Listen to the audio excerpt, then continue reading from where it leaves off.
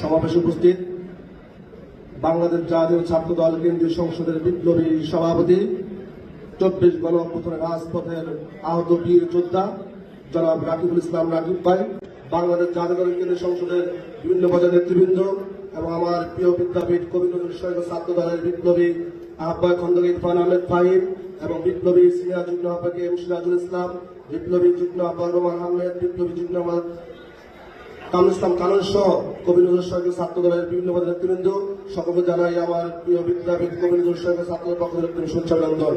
প্রিয় সংগ্রামী সাথী বন্ধুগণ, আপনারা জানেন দীর্ঘ 17 বছর খুনি শেখ হাসিনা বাংলাদেশ থেকে নায়কতন্ত্র কায়েম করেছিলেন। প্রতিটি শিক্ষা প্রতিষ্ঠানকে তারা মানুষের মুখের ভাষা কেড়ে নিয়েছিল, মানুষের বাক স্বাধীনতা তারা কেড়ে নিয়েছিল।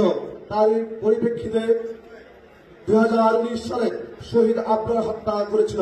শহীদ আবরার অপরাধ ছিল তিনি ভারতীয় আগ্রাসনের বিরুদ্ধে তিনি প্রতিবাদ করেছেন। তার প্রেক্ষিতে তাকে নির্মমভাবে কিভাবে হত্যা করেছে আপনারা দেখেছেন। বাংলাদেশ স্বাধীন দেশে আমরা তখন কথা বলার সুযোগ ছিল না। এই খুনি শেখ হাসিনা আমাদেরকে গলা টিপে ধরে আমাদেরকে বাক রুদ্ধ করে রাখত।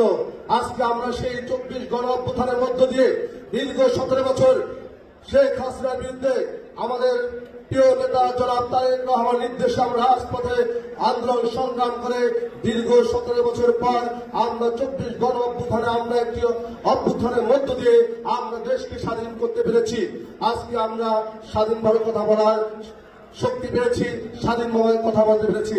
কিন্তু আপনারা দেখছেন একটি গোষ্ঠী আবারও এই স্বাধীনতাকে আমাদের পরাধীন করে দিতে চায়। তারা দেশে নানানভাবে ষড়যন্ত্র করছে। আমরা এই ষড়যন্ত্রের তীব্র নিন্দা জানাই এবং প্রতিবাদ জানাই।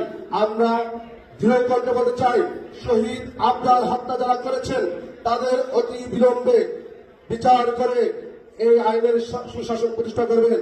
একটি গোষ্ঠী শহীদ আবরার হত্যাকে বিচারকে বাধাগ্রস্ত করার জন্য তারা বিভিন্নভাবে পায়তারা করছে।